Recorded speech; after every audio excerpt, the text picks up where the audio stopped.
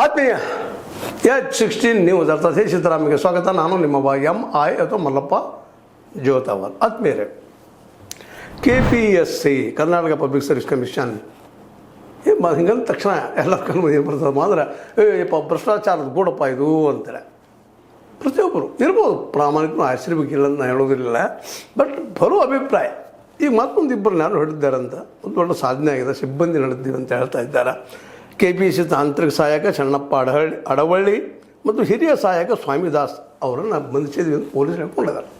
ಇದೇನೋ ಈ ಕಿರಿಯ ಇಂಜಿನಿಯರ್ ನೇಮಕಾತಿಯಲ್ಲಿ ಇವರು ನೇಮಕಾತಿಯ ಮಾಹಿತಿಯನ್ನು ಸೋರಿಕೆ ಮಾಡಿದರು, ಮತ್ತೇನು ಮಾಡಿದರು ಅಂತ ಆರೋಪ ಮಾಡಿದ್ದಾರೆ. ಅದೇನೋ ಇರಲಿ, ಇದ್ರ ಜೊತೆಗೆ ಇನ್ನೂ 4 ಮಧ್ಯವರ್ತಿಗಳು ಸಹಿತ ಪೊಲೀಸರ ಬಳಿಗೆ ಬಿದ್ದಿದ್ದಾರೆ ಅಂತ ರಿಪೋರ್ಟ್ಗಳನ್ನ ನಾವು ನೋಡಿದ್ವಿ. ಅಡ್ಡಿಲ್ಲ, ಒಂದಿಷ್ಟೇನೋ ಸಣ್ಣಗೆ ಹೆಜ್ಜೆಡ್ಡಾಗತ್ತದ KPSC ಭ್ರಷ್ಟನ್ನು ಹಿಡಿಯುವಲ್ಲೇ ಅಂತ ನಾವು ಸಮಾಧಾನ ಮಾಡ್ಕೋಬೋದು ಏನೋ ನೋಡ್ಕೊಂಡು. ಆದರೆ ಪೂರ್ತಿಯಾಗಿ ಸಮಾಧಾನ ಆಗುವಂಥ ವಿಷಯ ಇದು ಅಲ್ವೇ ಅಲ್ಲ. ಯಾಕಂತಂದರೆ ಎಲ್ಲೋ ಒಂದಿಷ್ಟು ಸಣ್ಣ ಸಣ್ಣ ಮೀನುಗಳು ಹೇಳಿದ್ರೆ ಆಗೋದಿಲ್ಲ, ಇಲ್ಲಿ ದೊಡ್ಡ ಮೀನುಗಳಿದ್ದಾವೆ. ಇನ್ನು ಈಗ ಆಲ್ರೆಡಿ ಮಾತನ್ನು ಹಲವು ಸಲ ಹೇಳ್ಕೊಂಡಿದ್ದೀನಿ, ಇಲ್ಲಿ ರಾಜಕಾರಣಿಗಳು ತರೋ ಅವಶ್ಯಕತೆ ಇಲ್ಲ. KPSC ಆ ಮೆಂಬರ್ ಮಾಡೋದು ಬೇಕಾಗಿಲ್ಲ, ಅದು ಕಿತ್ತು ಹಾಕಬೇಕಾಗಿದೆ. ಅದನ್ನು ಹರಿದುಕೊಂಡು ಅಧಿಕಾರಿ ಶಾಹಿಗಳೆಲ್ಲ ಒಳ್ಳೆಯವರು ಅಂತ ಹೇಳ್ತಾ ಇಲ್ಲ. ಆದರೆ ಇಲ್ಲಿ ಶೈಕ್ಷಣಿಕ ರಂಗದಲ್ಲಿ ಪ್ರಾಮಾಣಿಕವಾಗಿ ಕೆಲಸ ಮಾಡಿದಂಥವರು ಇಡೀ ಜೀವನವನ್ನು ಪ್ರಾಮಾಣಿಕವಾಗಿ ಮಕ್ಕಳ ಸಲುವಾಗಿ, ವಿದ್ಯಾರ್ಥಿಗಳ ಸಲುವಾಗಿ, ಬದುಕಿನ ಸಲುವಾಗಿ ಹೋರಾಟ ಮಾಡಿ ವಿಶ್ವವಿದ್ಯಾಲಯ ಮಟ್ಟದಲ್ಲಿ, ಇನ್ನುಳಿದ ಮಟ್ಟದಲ್ಲಿ ಕೆಲಸ ಮಾಡಿದಂಥ ಒಳ್ಳೊಳ್ಳೆಯ ಜನರನ್ನು ತಂದಿಡಬೇಕಾಗಿದೆ. ರಾಜಕಾರಣದ ಏನು ಕೆಲಸ ರೀ ಇವ್ರದ್ದು? ಅಧ್ಯಕ್ಷರಿದು ಮತ್ತೇನೋ ಮಾಡುವಂಥದ್ದು ಇವ್ರನ್ನ ಮಾಡಿ ನೋಡಿಲ್ಲ. ಸಾಹುಕಾರ ಅಂಥವ್ರು ಎದಕ್ಕೆ ಬೇಕಾಗಿದೆ? ಸಾಹುಕಾರ ಅನ್ನುವಂಥವ್ರು ಕಾರ್ಯದರ್ಶಿದ್ದಾರೋ, ಅಧ್ಯಕ್ಷರಿದ್ದಾರೋ, ಮತ್ತೇನಿದ್ದಾರೋ ಹಿಂದೆ ನಾವು ನೋಡಿದ್ದೀವಿ. ಇದನ್ನು ಕೆಲವೊಂದಿಷ್ಟು ಸಿಕ್ಕವರು ಹೆಸರು ಮುಂದೆ ಬರ್ತಾವೆ, ಸಿಕ್ಕದವರು ತಿಂದು ಓಡಿ ಹೋದವರು ಇಲ್ಲ. ಅದು ಭ್ರಷ್ಟಾಚಾರದ ಗೂಡು ಆಗಿದ್ದೀನಿ ಸುಳ್ಳಲ್ಲ. ಯಾರಿಂದ ಆಯ್ತು? ಅಲ್ಲಿ ಆಗಿದ್ದು ಅಲ್ಲಿಯ ಮೊದಲನೇದಾಗಿ ರಾಜಕಾರಣಿಗಳಿಂದ, ನಮ್ಮ ಸರ್ಕಾರ ನೇಮಿಸುವ ಅಧ್ಯಕ್ಷರು, ಸದಸ್ಯರು ಇವರೆಲ್ಲರಿಂದ, ನಿರ್ದೇಶಕರು ಏನೋ ಒಂದು ಹೆಸರು ಕೊಟ್ಟು ಸೇರಿಸ್ತಾರಲ್ಲ. ಇವ್ರದ್ದು ಏನು ಕೆಲಸ ಇರಲ್ಲೇ? ಅಲ್ಲೇ ಸೇರಬೇಕಾದಂಥವ್ರು ಯೋಗ್ಯರಂದ್ರೆ ಶಿಕ್ಷಣ ಕ್ಷೇತ್ರದಲ್ಲಿ ದುಡಿದಂಥವ್ರು, ವಯೋವೃದ್ಧರು, ಇಡೀ ಜೀವನವನ್ನು ಭ್ರಷ್ಟಾಚಾರ ರಹಿತವಾಗಿ ಕಳೆದಂಥವ್ರು ಅಲ್ಲಿ ಬರಬೇಕಾಗ್ತದೆ. ಅಂಥವ್ರು ಇದ್ದಾರೆ, ಇಲ್ಲ ಅಂತ ಒಳ್ಳೊಳ್ಳೆ ಅಧಿಕಾರಿಗಳಿದ್ದಾರೆ, ಒಳ್ಳೊಳ್ಳೆ ಜನ ಇದ್ದಾರೆ, ಸಾಮಾಜಿಕ ವರ್ಕ್ ಮಾಡಿದಂಥವ್ರು ಇದ್ದಾರೆ. ಅದರಲ್ಲೂ ವಿದ್ವತ್ತಿದ್ದ ಜನ ಎಲ್ಲ ಬರಬೇಕು. ಭ್ರಷ್ಟಾಚಾರ ರಹಿತ ಮತ್ತೊಮ್ಮೆ ಹೇಳ್ತಾ ಇದ್ದೀನಿ, ಅವ್ರ ಬದುಕು ಸೌದರಬೇಕು, ಪ್ರಾಮಾಣಿಕರಲ್ಲಿ ಸೇರ್ಬೇಕಲ್ಲೇ. ರಾಜಕಾರಣಿಗಳಿಗೆ ಏನು ಕೆಲಸ ಇರಲ್ಲ, ಮುಖ್ಯಮಂತ್ರಿಗೆ ಏನು ಕೆಲಸ ಅಲ್ಲ, ಉಪಮುಖ್ಯಮಂತ್ರಿಗೆ ಏನು ಕೆಲಸ ಅಲ್ಲ, MLAಗಳಿಗೆ ಏನು ಕೆಲಸ ಅಲ್ಲ, ಈ ಮಂತ್ರಿಗಳಿಗೆ ಏನು ಕೆಲಸ ಅಲ್ಲ. ಇವತ್ತು ನಾವೆಲ್ಲರೂ ಪ್ರಶ್ನೆ ಮಾಡಬೇಕಾಗಿದೆ. ಇದನ್ನು ನೇರವಾಗಿ ಯೋಗ್ಯರನ್ನು ತಂದು ಕೂಡಿಸ್ರಲ್ಲ. ಮೇಲ್ಮನೆಯಿಂದ ಯಾಕೆ ಮಾಡಿದ್ವಿ ನಾವು? ಮೇಲ್ಮನೆಯಲ್ಲೇ ಸಜ್ಜನರು, ಯೋಗ್ಯರು ಇವತ್ತು ಮೇಲ್ಮನೆ ರಾಜಕಾರಣಿಗಳೊಳಗೆ ಹೋಗ್ತಾರೆ ದುಡ್ಡು ಕೊಟ್ಟು ಒಳಗೆ. ನೋಡಿರಿ, ಮಲ್ಯನಂತ ರಾಜ್ಯಸಭಾ ಸದಸ್ಯ ಮಲ್ಯ ಗೊತ್ತಲ್ಲ, ಇಲ್ಲಿ ಎಷ್ಟು ತೊಗೊಂಡು ಹೋಗ್ಬಿಟ್ಟ ದೇಶದಿಂದ.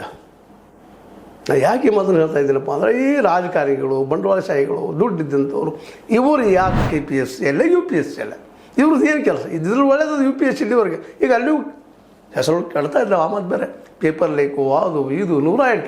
ಅದರಲ್ಲೂ UPSC ಪಾಸ್ ಆಗಿಲಾರ್ದ ಯಾರೋ ಒಬ್ಬರು ಅನುಭವದ ಭಾಳ ಬುದ್ಧಿವಂತರು, ಒಳ್ಳೆಯ ವ್ಯವಹಾರಸ್ಥರು, ತಿಳುವಳಿಕೆಯವರು, ಅಂಥವ್ರು ಸಹಿತ UPSC ಒಳಗೆ ಸೇರಿಸಿ IAS ಅಧಿಕಾರಿಗಳು ಮಾಡ್ತಾ ಇರುವಂಥ ಮೋದಿಯವ್ರ ಸರ್ಕಾರ ಎಂಥ ತಪ್ಪು ಮಾಡಿತಪ್ಪ ಅಂದರೆ, UPSC ತಮ್ಮ ಮನೆಯ ಒಂದು ಆಳನ್ನಾಗಿ ಮಾಡುವ ದಿಶೆಯಲ್ಲಿ ಹೆಜ್ಜೆ ಇಟ್ಟಿದ್ದು ಖಂಡನಾರ್ಹ ವಿಷಯ. ಇದನ್ನು ಯಾರೂ ಮಾತಾಡೋದು ಇಲ್ಲಲ್ರಿ, ಇದು ನೋವಿನ ವಿಷಯ.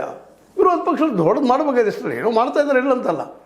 KPSC ಅಷ್ಟೇ, KPSC ಅಷ್ಟು ಸ್ವಚ್ಛ ಆಗಬೇಕಾಯ್ತು. ಅದನ್ನೆಲ್ಲ ಆರೋಪ ಮಾಡೋದು ನೋಡಿದರೆ ಈಗ ಮತ್ತೆ ಸಿಗ್ತಾನೆ ಇದ್ದಾರೆ ಆರೋಪ ಮೇಲೆ. ನಾವು ಮಾಡ್ತಾ ಇರ್ತೀವಿ.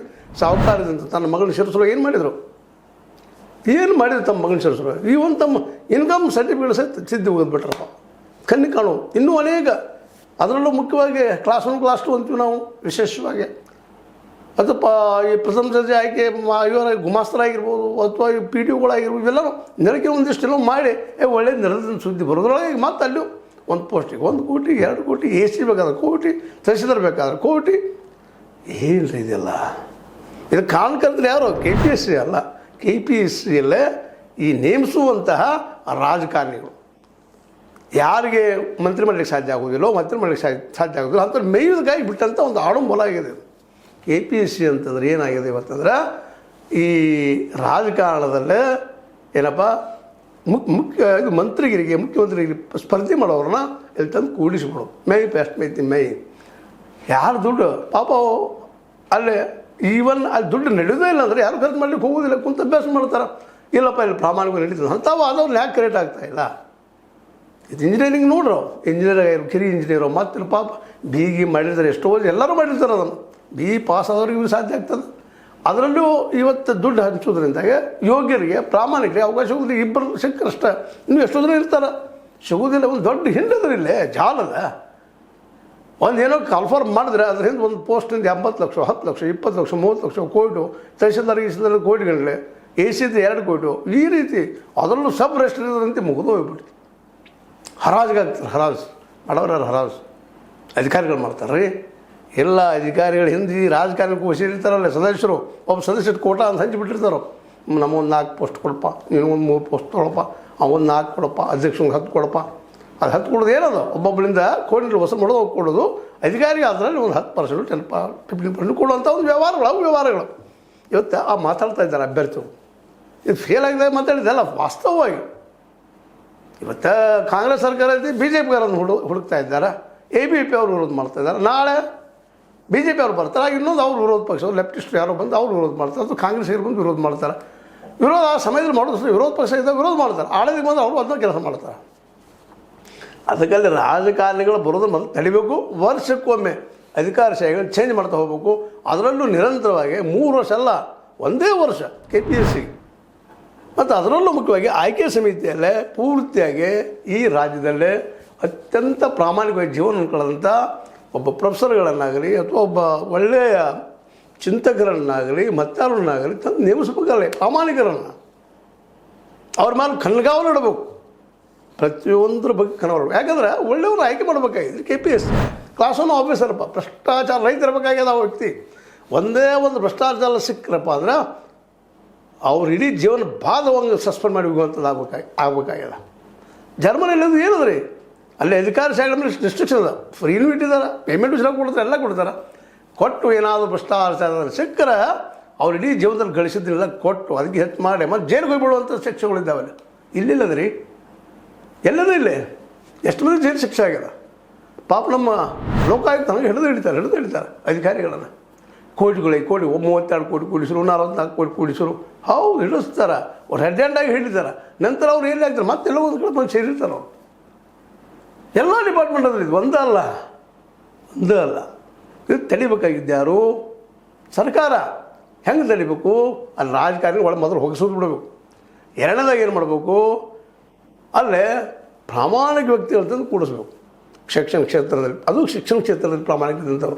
ಯಾಕೆ ಒಬ್ಬ ಮಾಸ್ತರ್ ಇರ್ತಾರಲ್ಲ ಅಥವಾ ಪ್ರೊಫೆಸರ್ ಇರ್ತಾರಲ್ಲ, ಅವ್ರು ಪ್ರಾಮಾಣಿಕರೇ ಇರ್ತಾರೆ. ಅವ್ರಿಗೆ ತೊಡಗು ಮಾಡೋಕ್ಕೆ ಬರೋದಿಲ್ಲ, ಧೈರ್ಯನೂ ಸಾಲೋರು. ಇಡೀ ಜೀವನವನ್ನು ಭಯದಿಂದ ಕಳೆದಿರ್ತಾರೆ ಅವರು, ಮತ್ತು ಪ್ರಾಮಾಣಿಕ ಕಳೆದಿರ್ತಾರೆ. ಬರೀ ಉದ್ದೇಶ ಬೆದ್ದ ತಕ್ಷಣ ಕೆಲಸ ಬೋಧನೆ ಮಾಡುವಂಥದ್ದು. ಅದು ವರ್ಷಕ್ಕೊಮ್ಮೆ ಚೇಂಜ್ ಮಾಡೋದಿಲ್ಲ ಅವರನ್ನು. ಅವ್ರ ಮೇಲೆ ವಿಶ್ವಾಸವಾಗಿ ಪ್ರಾಮಾಣಿಕದಾರ. ಯಾರಿಗೂ ಗೊತ್ತು ಯಾವ ಹುತ್ತಿನಲ್ಲಿ ಎಂಥ ಹಾವಿರ್ತದೆ ಅಂತೇಳಿ. ಅದಕ್ಕೆ KPSCಯನ್ನು ಬದಲಾವಣೆ ಮಾಡುವಂಥ ಸಮಯ ಬಂದ ಮಾಡಲೇಬೇಕಾದ್ರು. ಜನ ಎಲ್ಲ ನಮ್ಮ ಯುವ ಜನ ಇವತ್ತು ಜಂಜಿ ಅಂತ ಕರೀರಿ, ಹಿಂಸೆ ವಿಶ್ವಾಸದಂಥವ್ರವರು ಎಲ್ಲ CJP ಕಾಂಗ್ರೆಸ್ ಜನತಾ ಪಾರ್ಟಿ ಅವರಂತ ಕರೀರಿ. ಅವ್ರು ಇವತ್ತು ಕೇಳ್ತಾ ಇದ್ದಾರೆ ಪ್ರಾಮಾಣಿಕ ನಡಿಬೇಕು, ಪೇಪರ್ ಲೀಕ್ ಆಗಬಾರ್ದಪ್ಪ, ಉದ್ಯೋಗ ನಾಳೆ ಸೃಷ್ಟಿ ಆಗ್ತವ, ಅದು ನೇಮಕ ಮಾಡುವಂಥ ಪ್ರಾಮಾಣಿಕರ ಆಯ್ಕೆ ಮಾಡಬೇಕು. ಮಾಡೋರು ಯಾರು, ಸರ್ಕಾರ ಬರ್ತದೆ. ಸರ್ಕಾರದಿಂದ ಯಾರು ನೇಮಿಸಬೇಕು, ರಾಜಕಾರಣಿಗಳಲ್ಲ. ಸ್ಪಷ್ಟವಾಗಿ ಜನ ಇವತ್ತು ಹೇಳಬೇಕಾಗ್ಯದ. ಕಾಂಗ್ರೆಸ್ ಜನತಾ ಪಾರ್ಟಿ ಆಗಿರ್ಬೋದು, ಜಂಜಿಗಳಾಗಿರ್ಬೋದು, ಸರ್ಕಾರದ ಒತ್ತಡ ತರಬೇಕಾಗ್ಯದ. ಇದರಿಂದ ನಡೀಬೇಕಂತೇಳಿ ಯೂನಿವರ್ಸಿಟಿ ಪ್ರೊಫೆಸರ್ಗಳಾಗಿರ್ಬೋದು, ಇನ್ನೊಬ್ಬರಾಗಿರ್ಬೋದು, ಅತ್ಯಂತ ಪ್ರಾಮಾಣಿಕರು. ಜನಕ್ಕೆ ಗೊತ್ತಾಗ್ತದೆ, ಹೇಳೋ ಅವಶ್ಯಕತೆ ಇಲ್ಲ. ವಿಶೇಷವಾಗಿ ಶಿಕ್ಷಣ ಕ್ಷೇತ್ರದಲ್ಲಿ ಪ್ರಾಮಾಣಿಕರು ಹೆಚ್ಚಿರ್ತಾರೆ. ಅಲ್ಲೂ ನಡೀತದೆ. ಆಮದ್ದು ಅಲ್ಲೂ ಅಪ್ರಾಮಾಣಿಕರಿದ್ದಾರೆ, ತುರುಗರಿದ್ದಾರೆ, ಶಾಲೆಗೆ ಕಲಿಸಲಾರದ ಮಾಸ್ತರ್ಗಳಿದ್ದಾರೆ. ಅವ್ರು ಯಾರು ಏನು ಎಂತ ತೆಗೆದ ಹುಡುಕೆ ಅದು ಮಾಡಿ ಪ್ರತಿ ವರ್ಷವೂ ಈ ಒಂದು ನೇಮಣಿಕೆ ಮಾಡುವಂಥ ಸಂದರ್ಭದಲ್ಲೇ, ಯಾಕೆ ಅವ್ರಿಗಿನ್ನ ಹೇಳೋ ಅವಶ್ಯಕತೆ ಇಲ್ಲ. ಆ ಬುದ್ಧಿವಂತ ನಾನು ಇಲ್ಲೋ ಟೆಸ್ಟ್ ಮಾಡೋದಿರ್ತದೆ ಅವ್ರಿಗೆ. ಅಲ್ಲಿ ಮತ್ತೊಂದಿಲ್ಲ, ಅಲ್ಲಿ ಎಕ್ಸಾಮಿನೇಷನ್ ಮಾಡ್ಬೇಕಾದ್ರು ಅವರ ಮಾರ್ಕ್ಸ್ ಕೊಡಬೇಕಾಗಿದ್ದು ಅವರ. ಇಲ್ಲಿ ಯಾವ ರಾಜಕಾರಣಿಯಲ್ಲಿ ಹೋಗೋ ಅವಶ್ಯಕತೆ ಇಲ್ಲ. ಸಾಹುಕಾರ ಅಂತವ್ರು, ಸಾಹುಕಾರ ಹಿಂದೆ ಯಾರೋ ಗೋಪಾಳ ಏನೋ ಹೆಸರುಗಳಿದ್ದಾವೆ ನೋಡಿದವು. ಅವ್ರು ಕೆಲವರು ಸಿಕ್ಕಾರಷ್ಟೇ. ಅವರ ಸಿಗದೋಗಿದ್ದು ಅವ್ರು ಮುಚ್ಕೊಂಡು ಬಿಡ್ತಿದ್ರು. ಸಿಗದವರು ಭಾಳ ಇದ್ದಾರೆ ಇಲ್ಲಿ. ಯಾವ ಸಿಗ್ತಾನೆ ಕಳ್ಳಾಗ್ತಾನೆ, ಸಿಗದೇ ಇದ್ದಮ್ಮ ತಪ್ಪಿಸ್ಕೊಳ್ಳೋ, ಸಿಕ್ಕರು ಸಹಿತ ತಪ್ಪಿಸ್ಕೊಳಕ್ಕೆ ಲೋಕಾಯುಕ್ತದಲ್ಲಿ ಸಿಕ್ಕೋರು ಸಹಿತ ಹೇಳಿದೆ ಜಸ್ಟ್ ನಿಮ್ಗೆ. ಮತ್ತು ರಾಜಕಾರಣಿಗಳು ಕೇಳೋ ಪ್ರಶ್ನೆ ಇಲ್ಲ. ಹೌದು, ನಾವು ಪೊಲಿಟಿಕಲ್ ಪಾರ್ಟಿ ಇದ್ದಿ, ಫಂಡ್ ಬೇಕು ನಮ್ಗೆ ಎಲೆಕ್ಷನ್ಗೆ ಅಂತ ಹೇಳ್ತಾರೆ ಅವ್ರು ನೇರವಾಗಿ. ಪೊಲಿಟಿಕಲ್ ಪಾರ್ಟಿ ಫಂಡ್ ಎಲ್ಲಿದ್ದದು? ಇದನ್ನೆಲ್ಲನೂ ಇವತ್ತು ನಾವು ಜಂಜಿಗಳು CJPಗಳು ಪ್ರಶ್ನೆ ಮಾಡಬೇಕು. ಇದು ಎದ್ದಿದ್ದಾರೆ, ಎಚ್ಚರಾಗಿದ್ದಾರೆ. ದಯವಿಟ್ಟು ಅವ್ರು ಎಚ್ಚರಿ ಮುಂದುವರೆಸ್ರಿ. ಅದಕ್ಕೆ ಯಾವುದೇ ಪಕ್ಷನ ಹೇಳೋದಿಲ್ಲ. ಅವ್ರು ಲೆಫ್ಟಿಸ್ಟ್ರೋ ರೈಟಿಸ್ಟ್ರೋ ಸಂಘ ಪರಿವಾರಿಗಳು, ಜನತಾ ಪರಿವಾರಿಗಳು, ಕಾಂಗ್ರೆಸ್ ಪರಿವಾರಿಗಳು, ಯಾವ ಪರಿವಾರಗಳು ಇರಲಿ, ಅವ್ರ ಮೊದಲ ಮೂಲ ಉದ್ದೇಶ ಆಗಬೇಕಾಗಿದೆ ಗಾಂಧಿ ಬಯಸಿದ, ಅಂಬೇಡ್ಕರ್ ಬಯಸಿದ ರಾಜ ಕಟ್ಟುವಂಥದ್ದು, ಎಲ್ಲರೂ ಸಮಾನವಾಗಿ ಬದುಕುವಂಥ ಒಂದು ವ್ಯವಸ್ಥೆ ಬರಬೇಕಾಗಿದೆ. ಏನಿದ್ರೆ ಇದಕ್ಕೆ ನಾನು ತಪ್ಪು ಮಾತಾಡಿ ನೀನು KPC ಮಾತ್ರ ಅಮೂಲಾಗ್ರಹವಾಗಿ ಬದಲಾಗಲೇಬೇಕು. ರಾಜಕಾರಣಿಗಳು ಅದಕ್ಕೆ ಕಿತ್ತಾಕಲೇಬೇಕು. ಜೊತೆಗೆ ಪ್ರಾಮಾಣಿಕವಾಗಿದ್ದಂಥ ಶಿಕ್ಷಣ ರಂಗದ ತಜ್ಞರನ್ನು ಅಲ್ಲಿ ತಂದು ಸೇರಿಸಬೇಕು, ಯೋಗ್ಯರನ್ನ ಆಯ್ಕೆ ಮಾಡುವಂಥ ವ್ಯವಸ್ಥೆ ಆಗಬೇಕು. ಇದು ಒಂದು ನಮಗನಿಸಿದ ಮಾತುಗಳು. ನಿಮ್ಗೆ ಲೈಕ್ ಆಗಿರ್ಬೋದಾ? ಲೈಕ್ ಮಾಡಿ, ಶೇರ್ ಮಾಡಿ, ಕಮೆಂಟ್ ಮಾಡಿ, ಜೊತೆ ಸಬ್ಸ್ಕ್ರೈಬ್ ನ್ಯೂಸ್ ಒಂದು ಆತ್ಮೀಯ ಸಾರ್ವಜನಿಕರಲ್ಲಿ H16 ಅರ್ಥಾತ್ ಸೀತಾರಾಮದಿಂದ ಒಂದು ಮನವಿ. ಈ ಸಂಸ್ಥೆ ಭ್ರಷ್ಟಾಚಾರ, ಅನ್ಯಾಯ, ಅತ್ಯಾಚಾರಗಳಿಂದ ನೊಂದವರ ವೇದಿಕೆ, ಅನ್ಯಾಯಕೋರರ, ಭೂಗಳ್ಳರ, ನಶಾ ಸಾರಾಯಿ ಮಾಫಿಯಾಗಳ ವಿರುದ್ಧದ ಧ್ವನಿ, ರೈತರ, ಕೂಲಿಕಾರ, ಕಾರ್ಮಿಕರ, ಬಿದ್ದ ಸಮುದಾಯ ಜನರ ಧ್ವನಿ ಬೆಂಬಲವಾಗಿ ನಿಂತು ತನುಮನ ಧನದ ಸಹಾಯಕ್ಕೆ ಸಾರ್ವಜನಿಕರಲ್ಲಿ ಕೋರಿಕೆ. ದಾನದ ಸಹಾಯ ನೀಡಿ ಸ್ವಾತಂತ್ರ್ಯ ಪತ್ರಿಕೋದ್ಯಮ ಉಳಿಸಿ ಬೆಳೆಸಿ. ವಂದನೆಗಳು. ತಮ್ಮನ್ನೇ ನಂಬಿರುವ ಮಲ್ಲಪ್ಪ ಇ ಜೋತಾವರ್.